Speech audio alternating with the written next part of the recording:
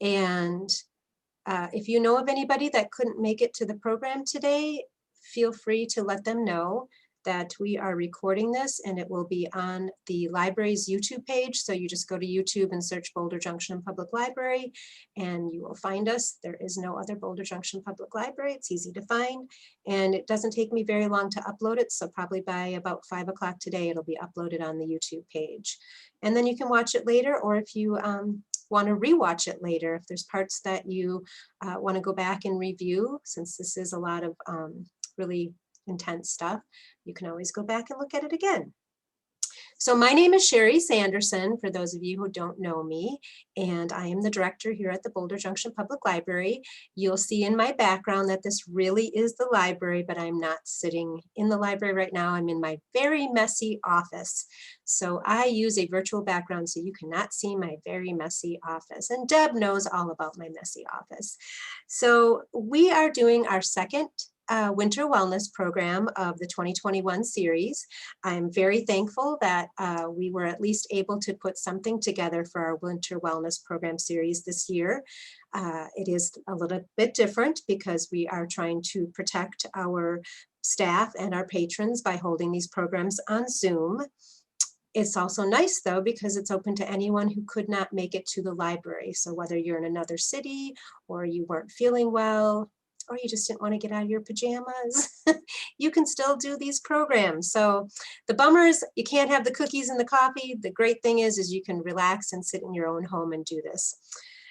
We do have one more winter wellness program scheduled. There might be more coming. I'm still working on a few others, but the next one is going to be next Tuesday, February 23rd. And that is going to feature Dottie Reeder. She is a local that has done cooking classes and she's very talented. She's done more than just cooking classes, but she's also into Qigong. So she's going to do a program on mindfulness and Qigong, and it is going to possibly be interactive. It's going to be on Zoom, but it still can be interactive. I'm looking forward to it a lot. I have heard of Qigong, but I've never ever explored how to practice it. So I'm looking forward to it. And then if possible, we might do another program the following Tuesday. I'm still working on getting that scheduled. So all of these programs can be found on our Facebook page or our website. So if you're not positive of the dates I'm telling you, just check out our Facebook page or our website. And then as usual, I always put the links to the program on our website so that you can find the Zoom link when it's time. We are going to allow question and answer today. The easiest way to do it without having to figure out when to jump in and unmute is to type your question into the chat box. So you all should have a chat box and you should be able to type your question in. And then both Jeff and I will be monitoring the chat box and answering your questions either as we go, or if necessary, wait till closer to the end if it's a question that would be better to answer at the end. So please do type questions into the chat box. Hopefully, if for some reason your chat box isn't working or something weird like that, you can unmute yourself. Since there's not that many people here today, it won't be a big noise problem. When you have a bigger group and everybody starts unmuting, it gets to be a lot of feedback. So feel free to unmute yourself if you can't do the chat box, but otherwise we will be watching the chat box and we will be answering your questions as we go along. So I'm going to go ahead now and introduce Jeff. For those of you who have come to our winter wellness programs before, Jeff was here 2 years ago in person, back when we gathered in the Boulder Lake room with a table full of cookies and veggies and coffee and tea, and we're able to be social. So we're doing our new Zoom social, and Jeff was wonderful enough to agree to doing this format because this is the way everybody is doing things now. So Jeff is the Agency Liaison for the Bureau of Consumer Protection within the Wisconsin Department of Agriculture, Trade, and Consumer Protection. That is a mouthful. As the business cards. As the agent, thankfully that's not all in your email address too. As the agency liaison, Jeff travels around the state to educate the public, businesses, and law enforcement on the importance of privacy protection and data security. And I know you're not traveling around the state anymore, but you are traveling around the state virtually. You're in a lot of different communities virtually. So Jeff has over 12 years, which this was actually written a couple years ago. So you're probably up to 14 years of experience. Or was it 12 years just as a police officer? 12 years as a police officer. Police officer. And then you were also a Consumer Protection Investigator for the Bureau of Consumer Protection. In other words, he really knows his stuff. So I am going to go ahead and turn off my camera and unmute myself and let Jeff take over. So Jeff, thank you so much. Oh, thank you. Thank you for having us. Here to talk about identity theft and how to protect ourselves from it. So not the most pleasant topic to talk about, but there's some new things that have popped up in the last 12 months related to COVID that we want to go over, some new scams that are out there and some new trends that we're seeing, and a lot of information to get into. Sherry, I just realized I don't think I sent you out any fact sheets. I don't know if you... I don't think I sent you the email with the fact sheet. So right at the end of this presentation, I'm going to send you a whole bunch of PDF documents that please share that with the group or anybody else that that wants these that information. I will. So, okay. So that nobody has to worry about taking notes during this presentation or anything like this. And it's being recorded, so you can always go back and kind of look at that later. So let's just jump right in here. I'll share my screen. I've got a little presentation all queued up for us. All right, there. Can everybody see the PowerPoint? All right, I think we're good to go. And then I'm also monitoring the chat box as well. So, all right, perfect. I see some chats coming in. So let's just jump right in, and we're going to talk about what is identity theft, you know, how it happens, how these criminals fool us and trick us into giving up our personal information or our money or both. And then we're gonna, you know, so full disclosure, it's a little doom and gloom at the beginning of the presentation here, but then we do wrap it up at the end with some things that you can actually do to protect yourself. So we'll just jump right in with what is identity theft. Well, first of all, it's the fastest growing crime in the United States. There's a new victim every 2 seconds, and there's more money lost to identity theft than all other property crime put together. So I hate to say it, but it doesn't look like it's going away anytime soon. I'm sure everybody here is sick and tired of getting those fake scam phone calls, and we're certainly going to talk about those phone calls coming up. But the definition of identity theft is the criminal use of your personal information to obtain money, goods, services. You know, we know that they're after our money and our information, but they could also use your name for employment purposes, to fill out that I-9 paperwork on day one of a new job. And honestly, that could be happening to anybody right now, and you wouldn't know it until the end of the year, about the time of the year that we're in right now, when the W-2s show up at the house. And you can imagine how disconcerting that would be to get a W-2 in your name with your social security number, but for a job you've never heard of. Medical treatment. They can go to a hospital or clinic and fool that hospital or clinic into thinking that they're treating you. Well, really, they're treating this identity thief. And this is a tricky one to recover from, because of HIPAA laws. Once somebody else's health history gets mixed into your health history, it becomes incredibly difficult to separate that out. Government benefits. This is actually the new #1 type of identity theft in 2020. The FTC just released their data book, and this has jumped all the way up from #7 on the list to #1. So you just have to turn on the news and you hear about the unemployment fraud that's out there. These identity thieves have tried to fraudulently file for unemployment in other people's names to get money, apply for small business loans, for those paycheck protection loans that were available to businesses that you may have heard of. And then at the bottom of the list there, so this is my background, as you heard. I used to be a police officer. It could be as simple as somebody lying to an officer. So trying to hide the fact that they maybe have a suspended driver's license or a warrant for their arrest. Well, it's one thing if they just make up a fake name when they lie to law enforcement, and that's a crime in on its own. But if they were to use your name and date of birth, that's identity theft. That's a Class H felony in Wisconsin. But I want to make one point is that we're not law enforcement at the Bureau of Consumer Protection. We don't necessarily have the authority to go after the criminals and take people into custody. That's for law enforcement. But what we do is we work with the victims of identity theft to between you and the financial institutions and the credit reporting agencies to try to close down any of these fraudulent accounts that may be out there open in your name. So what do they want? What information are these identity thieves looking for in order to steal your identity? Well, the short answer is everything that you see on the screen. The more information that they have about you, the easier it is for them to fool that hospital or clinic or somebody online or that business that wants to sign up for somebody for a new credit card.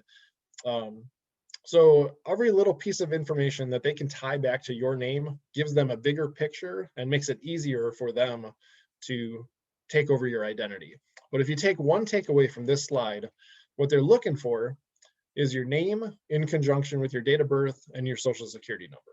That's those three pieces of information they can do the most amount of damage with. And if you think about it, that information never changes, which makes it really unique if that information gets stolen or leaked out there. You always have the same social security number.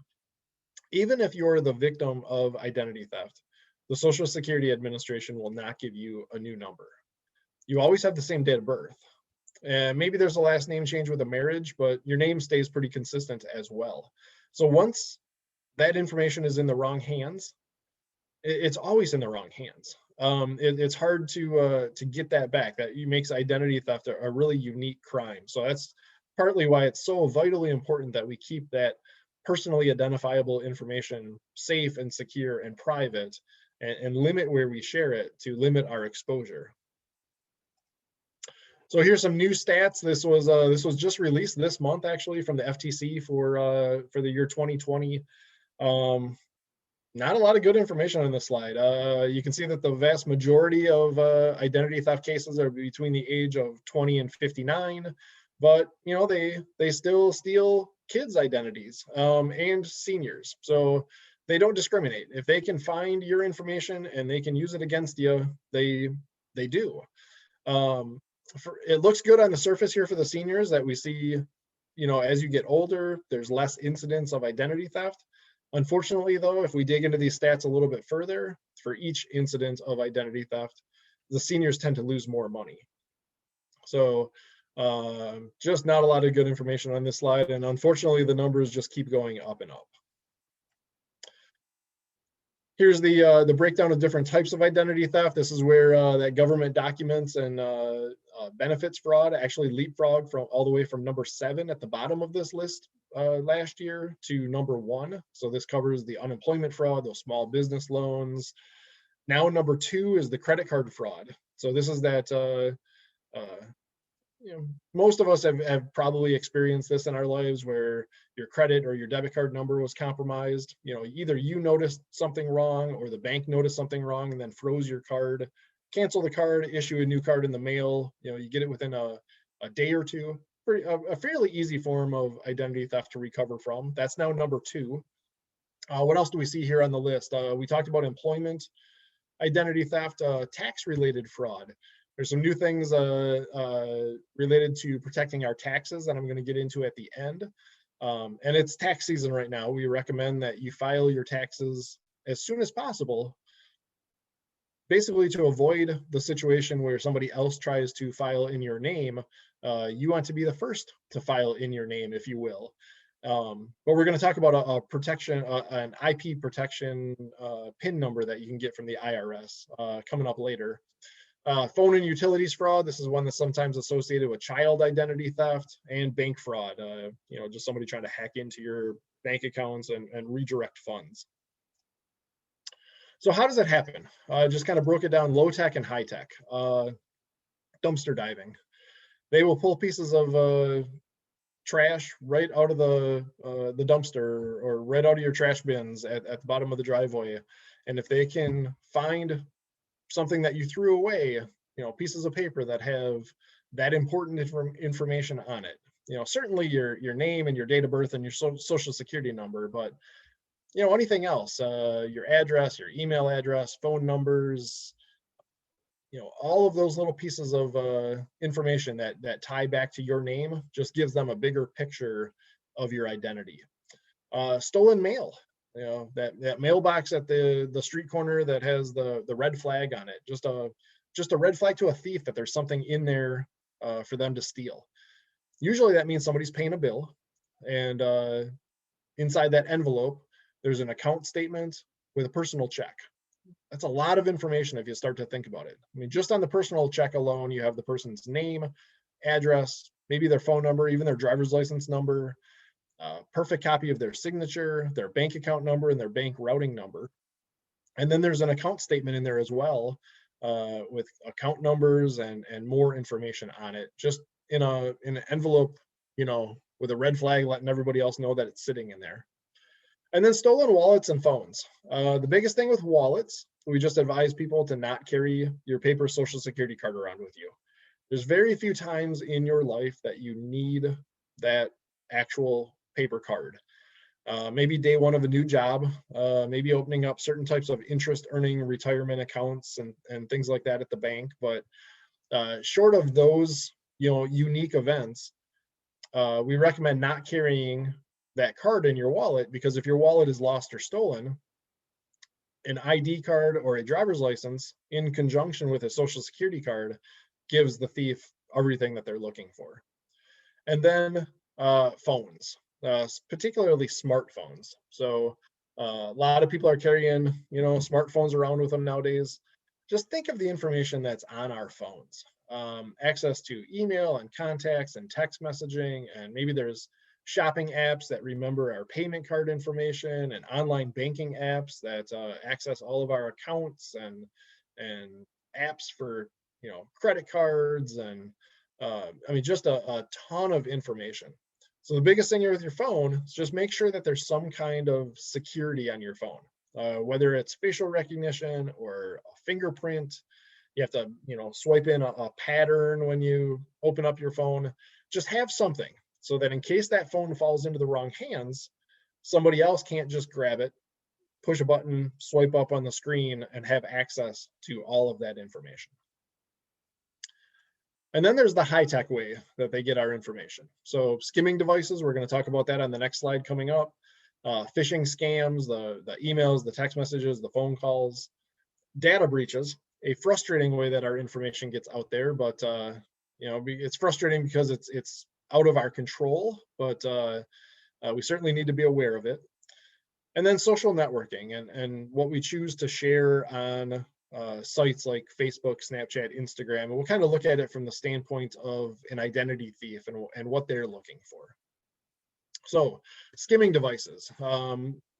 I've seen reports of these at both gas pumps and ATMs, so I'm going to kind of talk about those interchangeably. There's a couple pictures here. So the top picture shows an example of an external skimmer.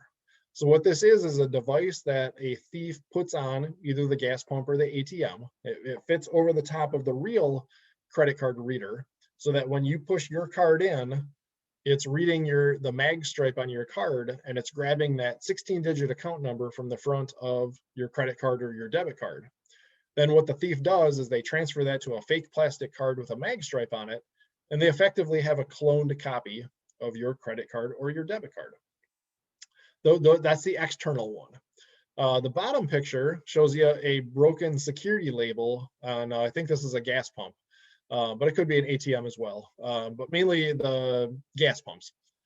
What this is these are internal skimmers, where they open up the gas pump, they put this internal skimmer in place. It looks just like a circuit board.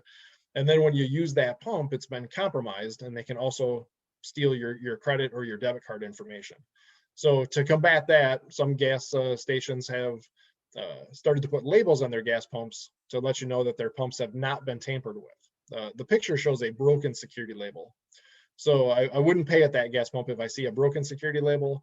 And before I would pay at the pump with the top picture, I'd make sure I kind of grab that credit card reader and give it a wiggle and see if something falls off. If something falls off, that's a bad sign. Go inside and pay.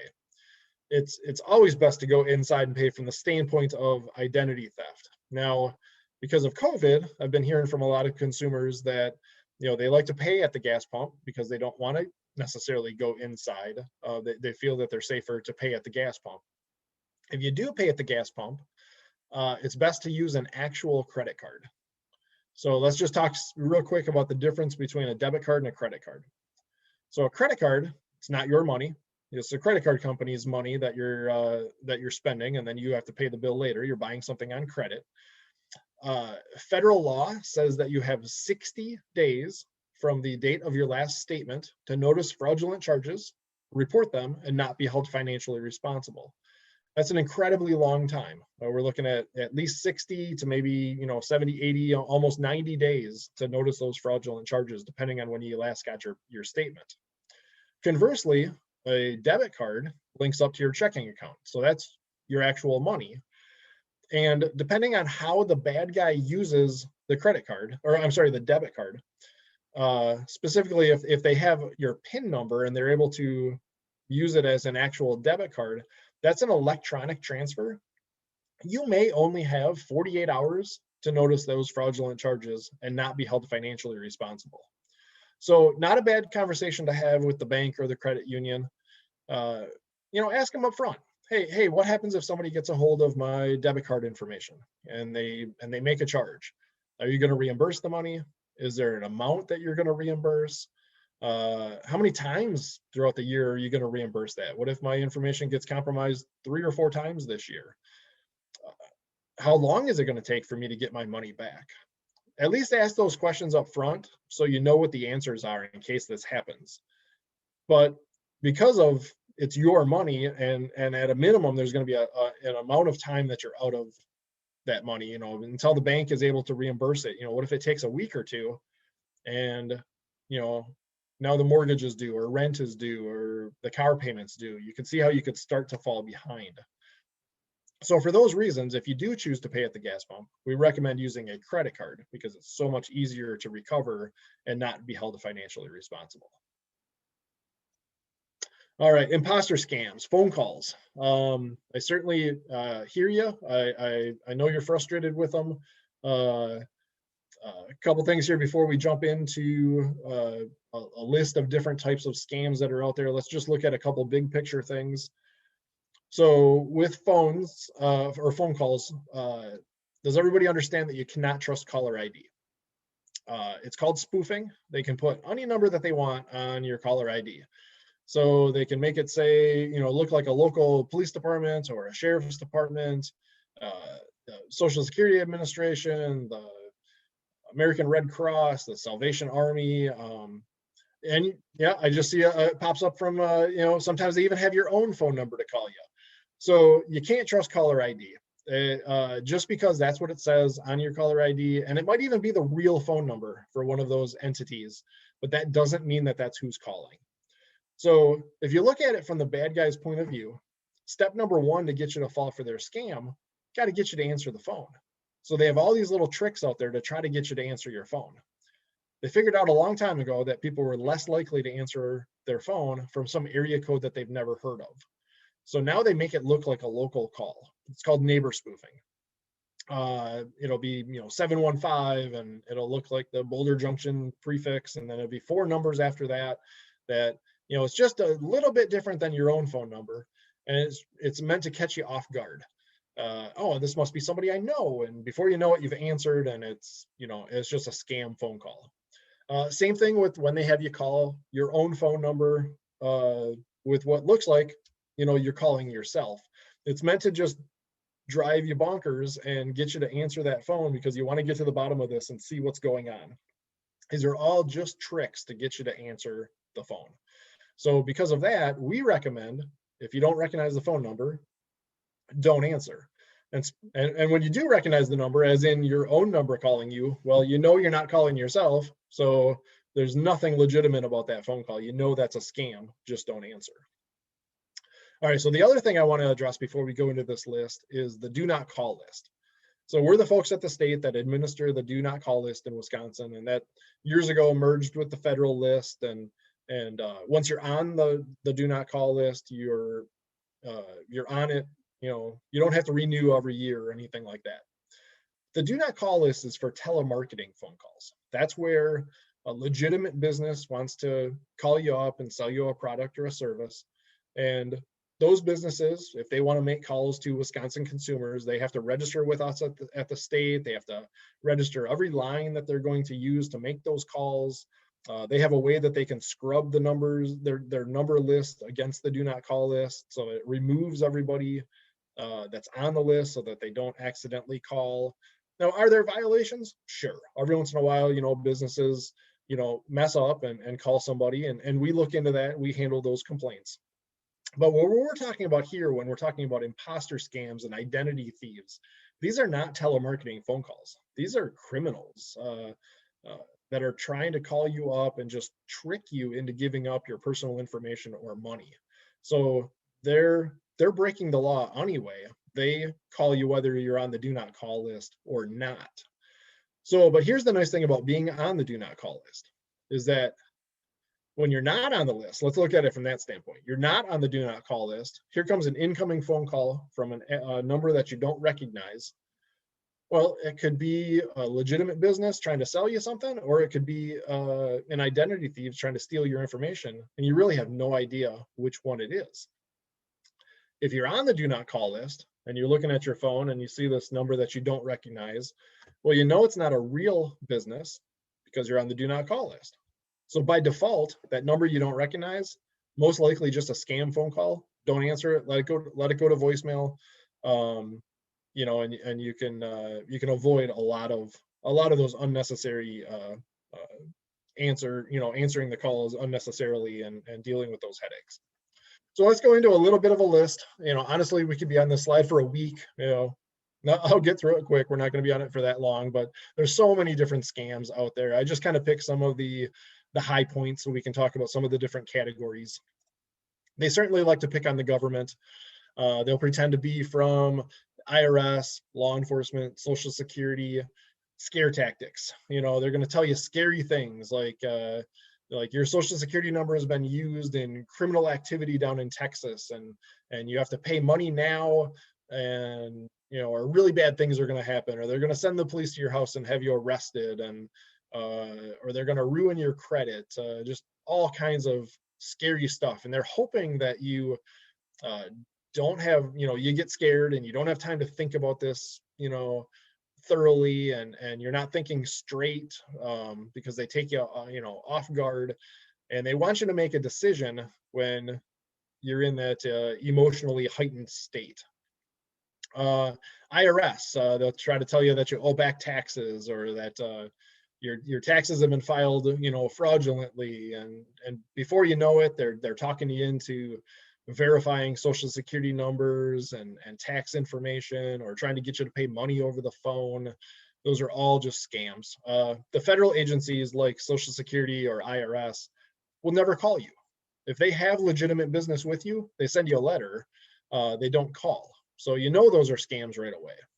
Now, law enforcement, you know, I can speak to this personally. When I was a law enforcement officer, I would make phone calls. I would follow up on cases and talk to people over the phone and things like that. But never once did I tell somebody over the phone that they had a warrant for their arrest, or try to get somebody to pay for something over the phone. Those are just scams, and they're just again falling into that scare tactics category of trying to get you to make a decision without thinking about it. Family and friends. Valentine's Day was just a couple days ago. The in this category of scams is the sweetheart scam. A lot of people, you know, meet people and chat with people that are online, and if the conversation turns towards, you know, money over the phone, or they want you to send them money and they refuse to meet you in person, and They want you to wire money or go to the store and get gift cards and give them the gift card over the phone. If they tell you that they're in the military and they're serving overseas, they have all these excuses of why they won't meet you in person. A lot of those are red flags that this could just be a fake person online that's just trying to get information or money out of you. Also in the family and friends category is the grandparent scam. So these criminals will pretend to be anybody. They'll pretend to be a grandchild that's in distress, that has either supposedly been arrested or involved in a crash or both. And here's another reason why we don't recommend talking to these scammers on the phone. It's because they're really, really, really good at what they do. Their scams are fairly well thought out, and they have an answer for just about everything. And the best example I can give you is with the grandparent scam. So most grandparents that I talk to, or relatives of younger people, well, they would recognize their own relative's voice on the phone. Well, with the grandparent scam, if you challenge them on the phone and say, well, you don't sound like my grandson or granddaughter, I guarantee you that part of the scam is they're going to tell you that they were involved in a crash and that crash involves a broken nose.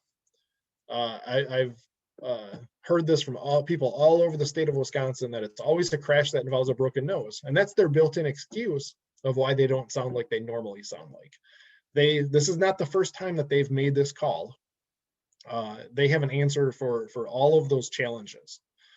So now, when it comes to the grandparent scam, is, unfortunately, do grandkids make bad decisions sometimes and get themselves in trouble and maybe get arrested and maybe get involved in crashes? It could happen, right?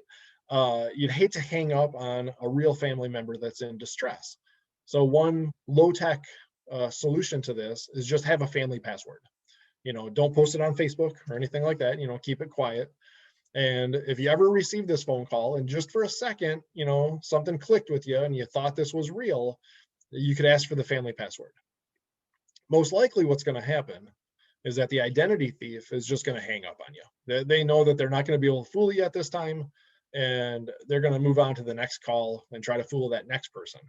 And hopefully your real family member would remember the family password and we would be able to tell you over the phone so that you can verify, that this is really who you think it is. Tech support. These identity thieves will pretend to work for computer companies, antivirus. They're going to fix your computer, or they say that they're with Microsoft or Apple or Google, one of those types of companies. And this is a particularly nasty scam because what they want to do is they want to get into your computer. So everybody's, on a computer right now, and what they want to do is they want to send you a link. You would click on that link, and then they start moving the mouse around on the screen.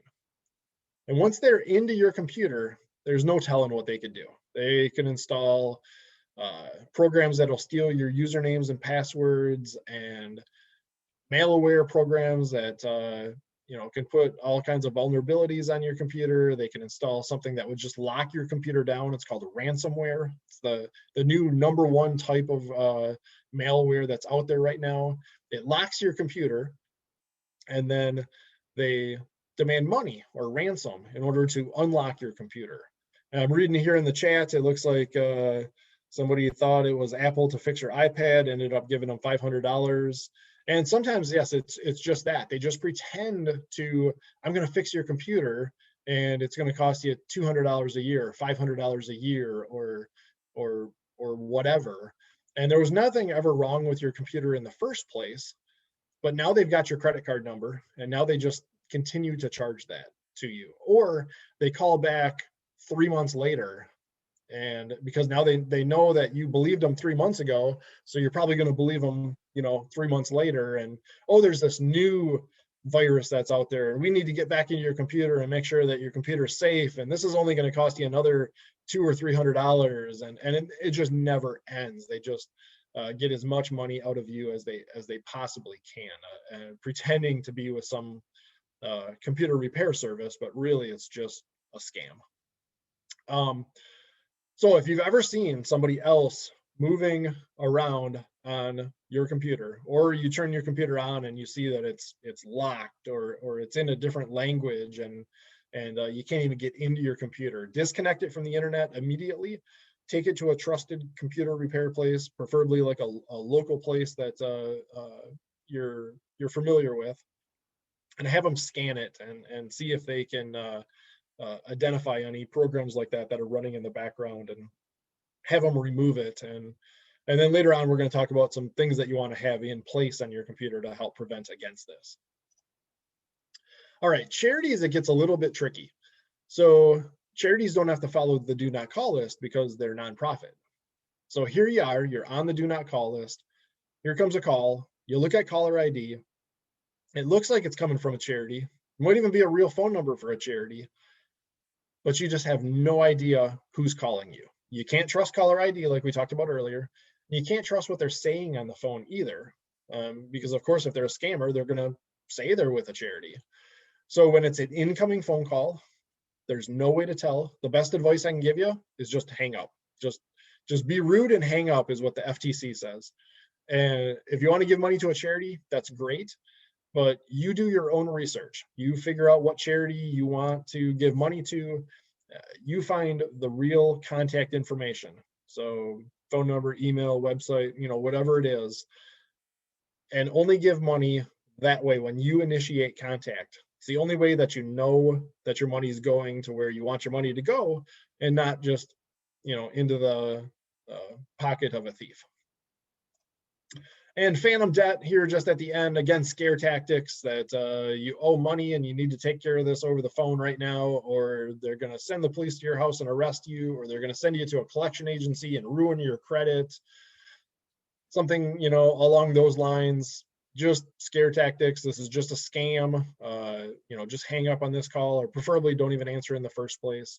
If you actually owed money, this would never be a surprise phone call. You would have gotten so many certified letters in the mail by this point that you would know about it. So if it's a debt you've never heard of, and the conversation turns towards money or gift cards over the phone, they'll always have some kind of excuse about how their credit card reader is down today. And I know this sounds stupid, but I need you to go down to the local convenience store and buy some gift cards, and give me those numbers over the phone. And they're smooth with their scams, and they have an excuse for everything. But that's all it is scams. And robocalls. Another reason the do not call list doesn't stop the scam phone calls is because the bad guys have computers that make these calls for them. So has anybody gotten a phone call from Rachel from Cardholder Services? Most people I talk to across the state have received this phone call. Rachel wants to lower the interest rates on your credit card, even though they have no idea what credit cards you have, and they can lower them all the way down to 0.0. Too good to be true, right? And it's not just Rachel from Cardholder Services. These are those medical-based phone calls, the auto warranty, the student loan calls. These are all computer-generated recordings that you either, if you answer, you listen to it, live, or it'll go to voicemail and you listen to the message that they left. These all have a similar theme to them. If you listen to this recording, it'll say, press 1 to talk to a person about this. And, like with lowering your interest rate on your credit card, it is always this, this is our last call. This is the last chance you have to take advantage of this great deal. Again, just red flags that this is a scam. Anything that creates that urgency, it's a scam. But it'll say press 1 to talk to a person. And certainly if you press 1, they're going to put a person on the line with you, and they're going to try to scam you out of something. But if you continue to listen to the call, it'll say press 2 or press star to end this call and be taken off this list, which sounds great. We all want these phone calls to end, right? Don't do it. Don't push any buttons on your phone, because when you push a button on your phone, all that does is tell the identity thieves that this phone number is active and belongs to somebody. They answered. They listened to everything we had to say. We even got them to push a button, so they must believe that we're real. What they do, this is a lead generator for them. They then take your phone number and they sell it to other criminals And in essence, they're almost trying to be more efficient with who they call and try to scam. They don't want to waste their time calling numbers that never answer, or numbers that are disconnected or no longer in service or belong to businesses or government. They want to call the people who answer, who are more likely to believe what they're saying. So when you push a button on your phone, all it does is tend to lead to more scam phone calls, not less. So again, just don't engage with them. Just don't answer in the first place, hang up, don't push any buttons. And they don't just call us. They send us emails and text messages as well. Here's an example of what they call a phishing email. So I'm not picking on Wells Fargo here. This could be any company. It's usually they pick on the big national brands. And the way this works is they just send out, thousands of these, or hundreds of thousands, or even millions of these. And all of those of us that receive these, that in this case, don't even have a Wells Fargo account, well, we know these would be fake right away. But they're hoping, it was just the numbers game, that they send out so many of these that they're just hoping that somebody receives one that just happens to have a Wells Fargo account. Maybe there's something going on with their account that, they catch you at a weak moment, and all of a sudden, before you know it, you start believing that this is an email that's real. And before you know it, you're clicking on a link, like up in the upper right-hand corner, that looks like it goes to wellsfargo.com. Who knows where that link goes? Or you click on the login button and they steal your username and password. So here's what I would do. If I ever received an email from a company who I did have an account with, don't necessarily trust that incoming communication, because just like caller ID and spoofing, they can do the same thing with email addresses. It's really hard to tell where some of these emails come from. So I would ignore that suspect email. And in this case, if I had a Wells Fargo account, I would go to the Wells Fargo credit card that's in my wallet, or the statement that showed up in my mailbox, a couple of weeks ago, and find the real phone number or contact information for Wells Fargo. I would initiate the contact from that trusted number. It's the only way I know who I'm talking to. All right, so I think we covered all of this. You got to know who you're dealing with.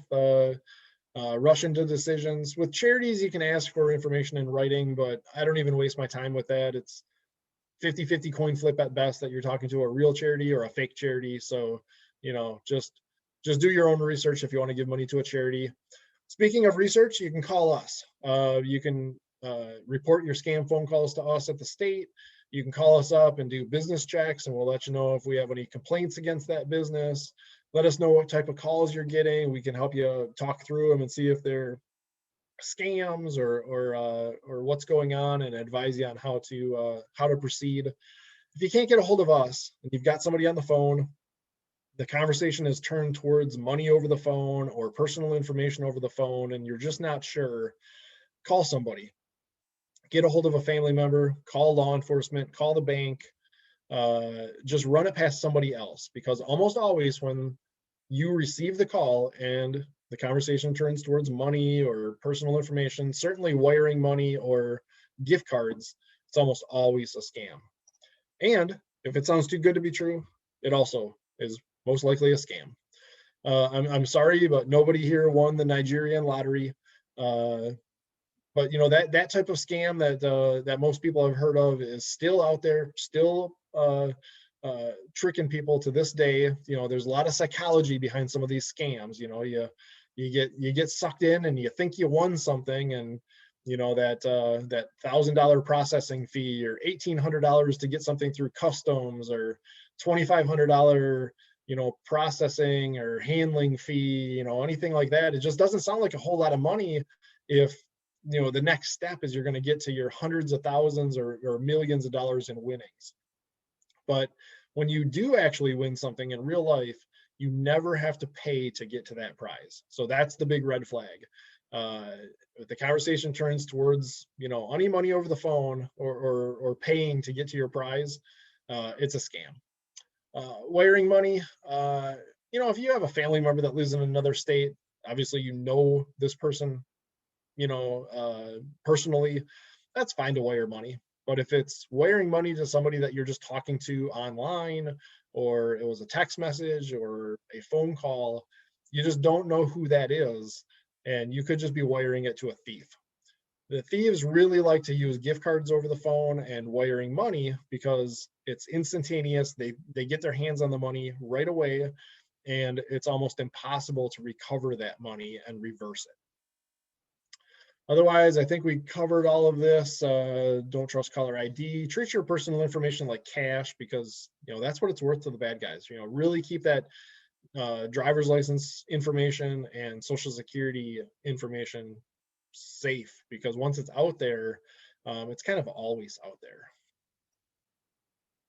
All right, data breaches. This is that frustrating way that our information gets released when companies and government agencies and social media and cell phones and hotels, and you can see all the different things here that are on, healthcare that are pictured. When they don't keep our information safe and they suffer a data breach, somebody breaks into their computer systems and steals, all kinds of information, it puts us at a higher risk of being the victim of identity theft. You're actually 3 times more likely to be the victim if you suffered a data breach. Oh, and somebody just got a scam phone call while I was speaking. I actually have 2 phones here, personal and a work one, and it's sad, but sometimes it's hard to even make it through an hour-long presentation without one of my phones ringing with some kind of a scam phone call. Now, I would say my personal cell phone's actually getting much better at it. It'll start to recognize numbers as possible spam. I had one today that said like medium risk, and then it'll say high risk. And cell phone companies are starting to make this a little bit easier on us. But getting back to data breaches here, 3 times more likely to be the victim of identity theft if you suffer a data breach.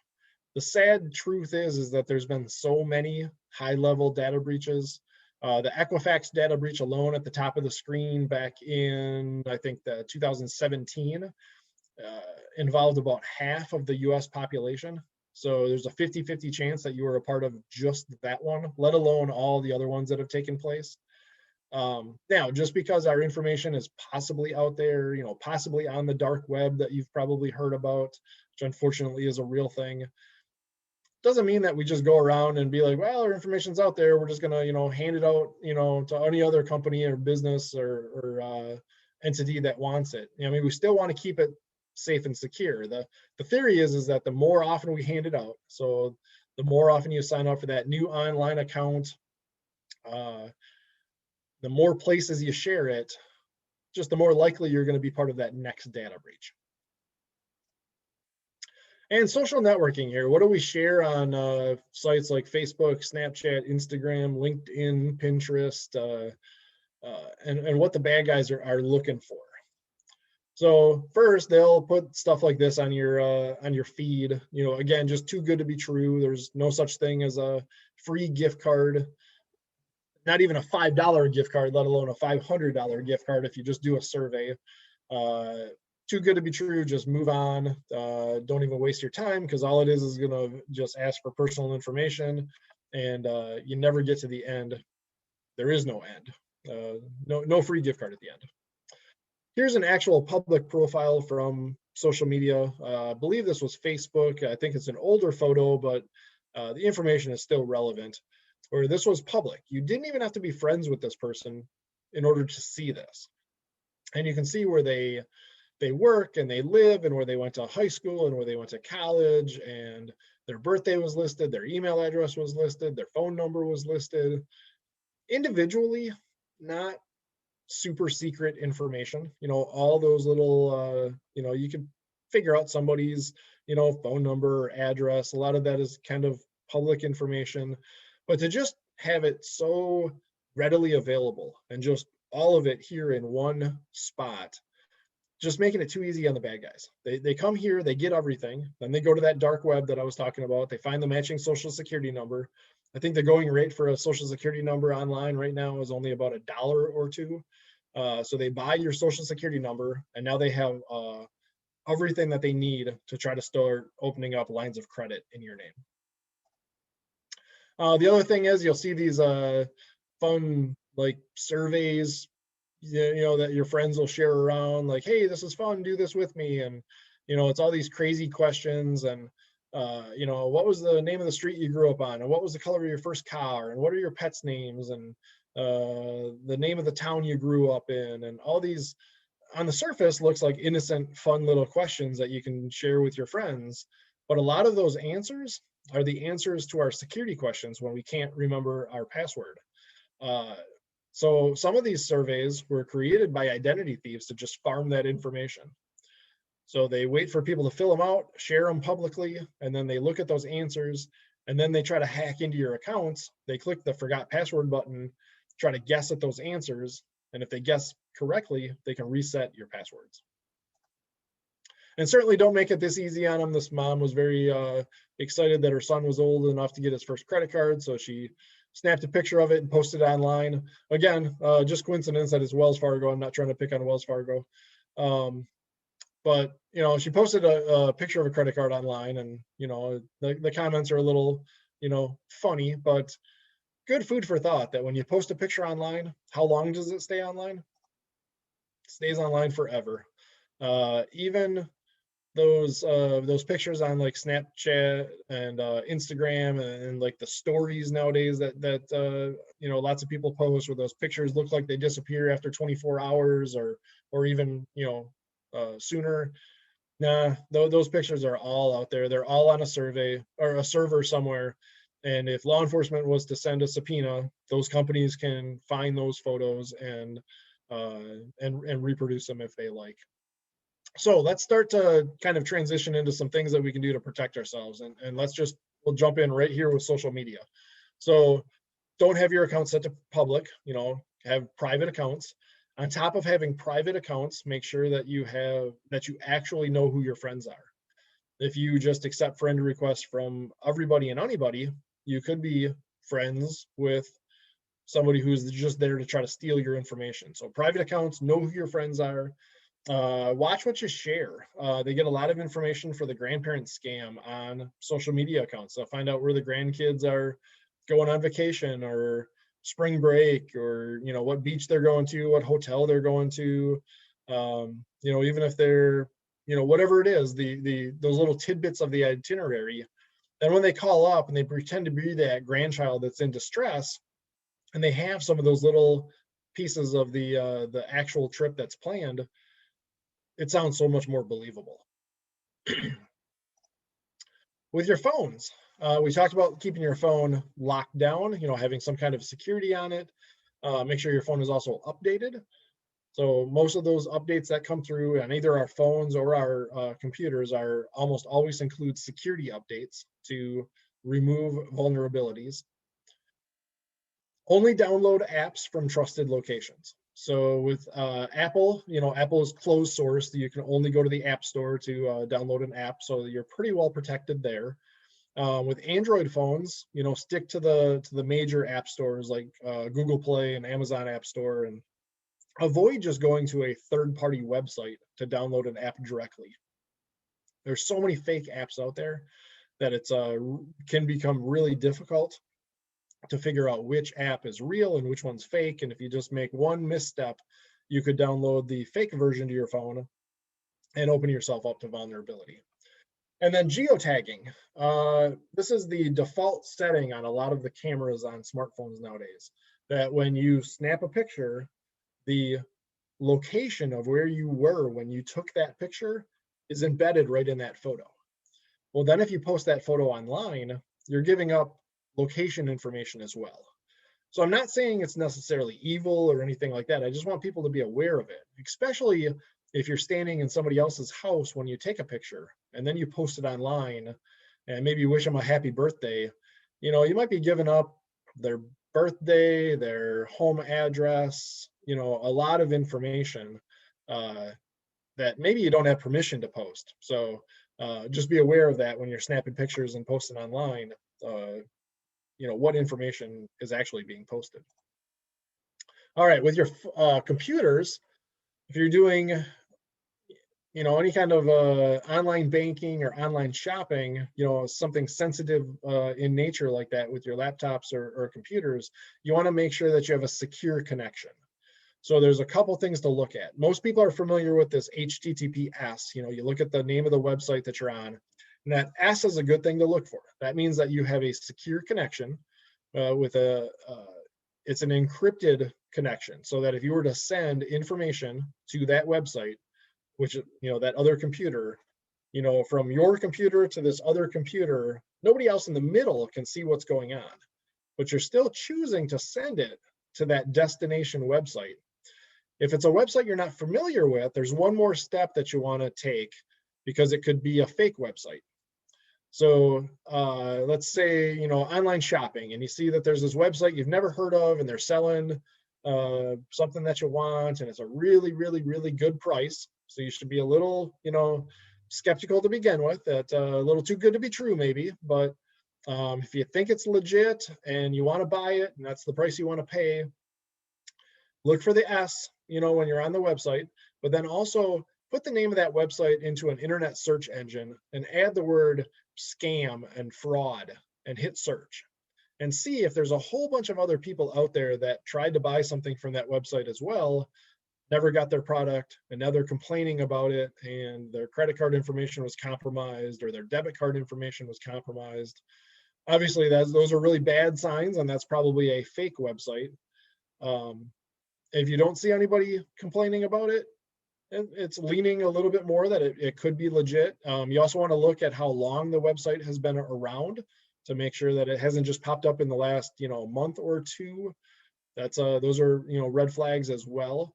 And lastly, if you do choose to make a purchase, use an actual credit card, not your debit card, because that does offer some more protection. All right, other things with your computer, make sure that you have an antivirus program, anti-malware, firewall protection. Have your computer set to auto update. If you're not familiar with how to do that, get with a family member or a friend who's real computer savvy, and make sure that all of that information is updated. And then only use secure Wi-Fi. This is one of those fact sheets that I'm going to send out that everybody will have access to. The short version is, if you're not sure you're on secure Wi-Fi, not the time to be doing sensitive stuff like online banking, online shopping. If you have to do something like that while you're out and about and you're not sure about the Wi-Fi, certainly with your phone, turn the Wi-Fi off. Use your phone's data connection. That's a more secure setting.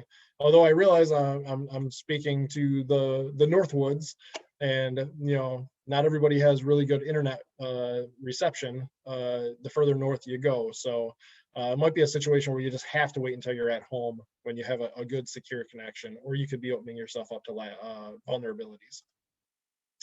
All right.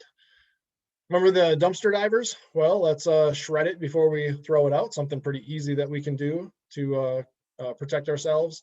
The people stealing mail, take it right to the post office. Enable something called two-factor authentication. So these are all things we can do to protect ourselves against identity theft. So any of your online accounts that offer this, take them up on this. This is an extra layer of protection that it will take more than a username and a password, or I should say a stolen username and password, to sign into one of your online accounts. So anybody that offers this, sign up for it. You can sign up for something called e-Notify from the Wisconsin DOT. This is an easy, free service that you can sign up for. You get an email or text message, your choice, anytime there's a transaction on your DMV record.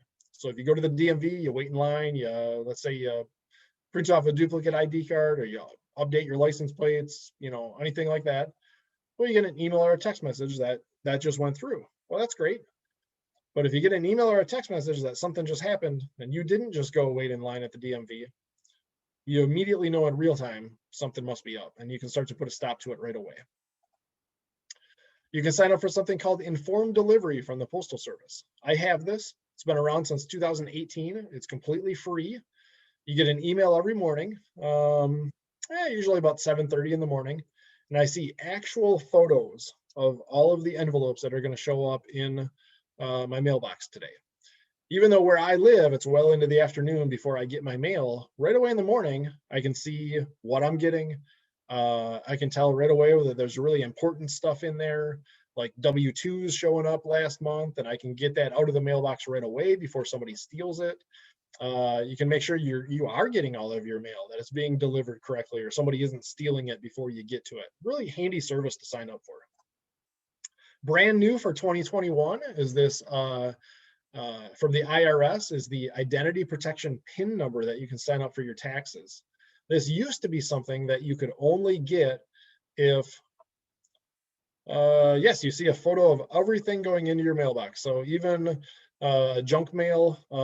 Here, while I'm talking about the PIN number, let's see if I can pull up my my email from this morning, and I'll see what I can find here. So this Identity Protection PIN number, of course, I probably already deleted it. Here we go. New for 2021, and there's some photos of actual mail that's showing up to my house, you know, with my name and address on it. You used to have to show that you were the victim of identity theft in order to get this protection. But now you don't have to. This is something proactively that you can sign up for, and you have to go through a rigorous verification process. And once you've passed that process, the IRS will send you I believe it's a 6-digit PIN number to your physical address. And then when you fill out your taxes, you have to put that PIN number on your taxes, or it's not going to go through. So it's kind of like that two-factor authentication. If somebody else out there has your name and your date of birth and your social security number, and they try to file for taxes in your name, well, they don't also have that PIN number that the IRS actually mailed to you. So they don't have the two pieces of the puzzle that the IRS is going to require for you to file your taxes. So the IRS is going to know the one that doesn't have the PIN number is the fake one, and they can investigate that. And then the one that comes from you with the PIN number, they know is the correct one. Use strong passwords. Highly recommend that everybody look into a password manager. You know, I'm supposed to tell you that you need to have different usernames and passwords for every one of your 164 online accounts. You know, that's daunting. How do you remember all of that without writing it down, or just using the same password for everything? And those are things that you don't want to do. We make it too easy on the bad guys. The bad guys know that most people use the same password, or every time they change a password, all they do is change a number at the end of it by number 1. And if your username and password is compromised, and the more places you use it, the bad guys, if they're able to discover those by trying it everywhere they can think of, the more damage that they can do. Password managers will keep all of this straight for you. It will create good, strong passwords for you. It remembers them for you. And all you have to do is remember one master password. So really look into those. Check your credit reports. Look for fraudulent accounts that you're not familiar with. Contest those right away. Try to close those down. And then here's the number one thing that you can do to protect yourself is freeze your credit. So I'm going to throw all of this up here on the screen. We've got fraud alerts on the left side. I'm not going to talk much about that. That was something that we used to recommend a number of years ago when it cost money to place a freeze. Now that there's new federal law that it's completely free to freeze your credit, there's just really no excuse not to do this. You freeze your credit. And what that means is that even if somebody else has your name and your date of birth and your social security number, they will not be able to open up a line of credit in your name. They won't be able to open up credit cards, payday loans, auto loans, anything like that. Now, you as the consumer, you still have access to your credit. So good example, next time you need to buy a car, you can go to the dealership, you pick out which car you want, and then when you're ready to do the financing, you just ask the dealership who they use for their credit checks. Oh, you use TransUnion? Great. I get on the phone with TransUnion, I lift my freeze, which kind of opens up this little window to do my legitimate transaction, and then I refreeze my credit. Number one thing that you can do to protect yourself from financial identity theft. Hopefully what you've learned today is that there's a good chance your information is out there. It's just a matter of time before somebody gets to it and tries to do something with it. And credit freeze stops a lot of that fraudulent activity. Not all, it's not perfect. I mean, there's other, forms of identity theft, but this stops a lot of the financial stuff. I got like 2 slides left for you. Do I have recommendations for password managers? So there's a number of them out there. Just like any other time a consumer is making a purchase, I would look at reviews. If you're on your phone and you're on like an app store and you're looking to download one to your phone, look for the one that's been downloaded like 10 million times, not the one that's only been downloaded a couple thousand times. I know that sounds silly, but I work for the state, so I can't endorse any particular company, but there's a lot of good ones out there. Some are free, some you got to pay a little bit of money for depending on which features you want. If you're sharing passwords across multiple devices and things like that. But I made the switch to a password manager a couple years ago, good year and a half ago. Since then, I've updated my cell phone, so I had to switch everything over to my new phone. Worked perfectly. I needed 2 passwords. I need my master password for the manager, and then I need, if you're an Apple user, you're going to need your Apple ID password, because when you get your new phone, the first thing you have to do is sign into your phone so that you can even have access to the App Store to download the manager. And if you're an Android user, you need to have your Google password in order to get into like Gmail or the Google Play Store to then again download the manager. Really urge you to look into that. And then here back, do you need to refreeze yearly? Nope, the freeze is permanent. So once you've gone through that process with the 3 credit reporting agencies, and I'm going to send Sherry a fact sheet on how to do all of this. That is permanent. It's in place until you lift it. And like I said, you can lift that freeze, do the legitimate transaction, and then refreeze your credit. All right, we got like 2 slides left for you. These are great questions. Keep them coming. These are warning signs that you have that you may be the victim of identity theft. Unauthorized debit credit charges, unsolicited credit cards in the mail, unsolicited change of address form. A lot of times identity thieves want to change your address as the first thing that they do. They want to control where that mail is going. An earnings statement, W-2 shows up at the house for a job you've never heard of. You might be the victim of employment identity theft. Explanation of benefits. This would be, medical identity theft. When you have a procedure done, you always get that explanation of benefits in the mail. So you want to look at those. One, you want to make sure billing is being done properly and not being billed for something that you didn't have done.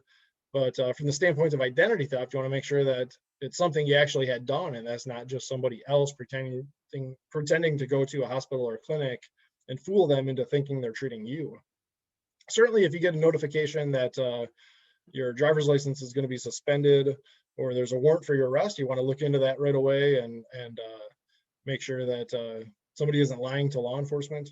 Or it could be as simple as a denied credit. You apply for that new credit card or that new auto loan and you get denied. Time to check the credit report, see what's going on, see if there's anything out there that might be fraudulent that needs to be addressed. And this is where we come in. You can file a complaint with us. The next slide here, I'm going to put our phone number and website up on the screen. And then we can start to mediate that identity theft complaint for you and work between you and those financial institutions and credit reporting agencies to try to close down those fraudulent reports. So there's that information there. 1-800-422-7128, Consumer Protection Hotline, staffed Monday through Friday, 7:45 to 4:30. The www.datcp.wi.gov. You can go there, you can find these fact sheets that I'm talking about, you can file complaints with us online, find all kinds of other information about other consumer protection areas of the law that we have authority over. And let's look at some questions here. Another one popped up, can a deceased person's identity be stolen? Unfortunately, yes. It's called ghosting, and there's from the time that someone passes away to the time that their name is entered onto what is called the Master Death Index at the Social Security Administration can be about 5 to 6 months. So there's a period of time in there where the credit reporting agencies don't necessarily know that that person is deceased, and their name and date of birth and social security number may be able to be used to open up a line of credit after the fact. And you know, in that window before their name is entered onto that master death index. So you know, when it comes to credit freezes, you know, it's recommended that parents freeze the credit of their children on like the way home from the hospital, you know, and keep it frozen the whole time that they're kids, all the way up to, you know, our senior citizens. Certainly if you get reach a point in your life where you're no longer buying anything with credit, you know, freezing the credit is kind of a no-brainer for protection. And then honestly, then, you know, even after you pass away, your credit is still frozen, and it would make things a lot easier on family members. All right, well, with that, I'm going to wrap it up here. And, you know, certainly if you have any more questions, keep them coming. We do presentations like this all over the state.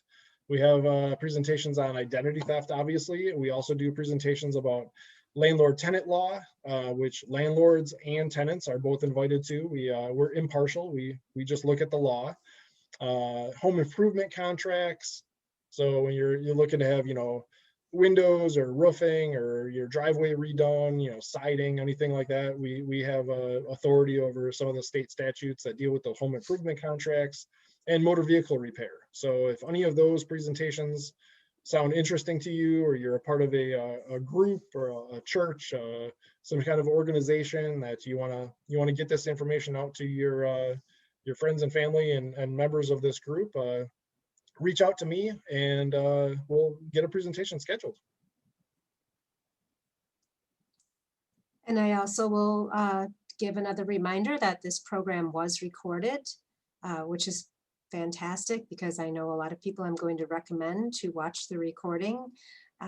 There's new scams every day. So even for somebody like me that deals with information literacy every single day, there's a few things that I learned today as well. So thank you so much, Jeff, for being extremely thorough. And like you said, it's not fun. It's not entertaining, but it's very important to be aware of all this.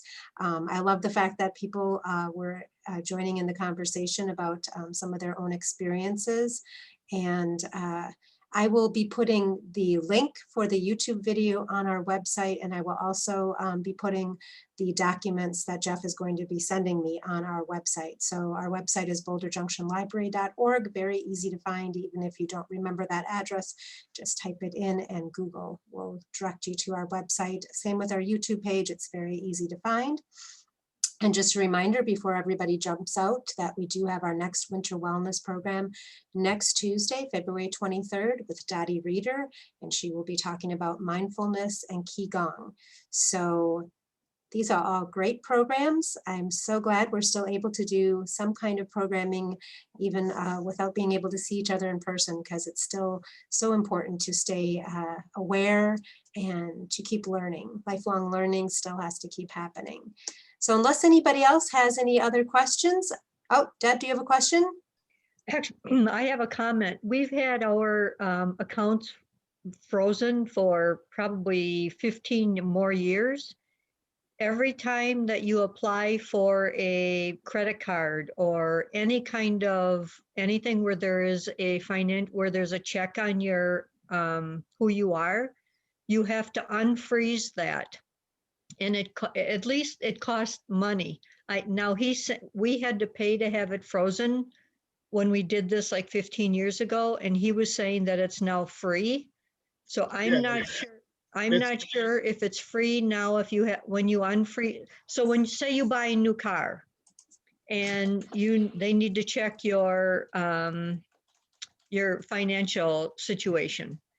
You then unfreeze it you ask them what window do they want open, and you give them like an hour or two window that they then check your account, check on you, and then they refreeze it again.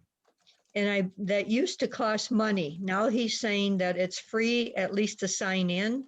And so I'm Yep, so not it's sure. completely free. There's a new federal law that passed in 2018. So Okay, just about, what, 2.5 years now, it's been free. So it used to cost $10 yep, each time you for did it. each So, one, each, you freeze it for $10, you thaw it for $10, you refreeze it for $10, and there's 3 credit reporting agencies. I was gonna say, so it ends up being that could $30. get a little pricey every time Exactly. you're doing it. Now you can literally freeze it, unfreeze it, freeze it again as many times as you want, and it doesn't cost anything.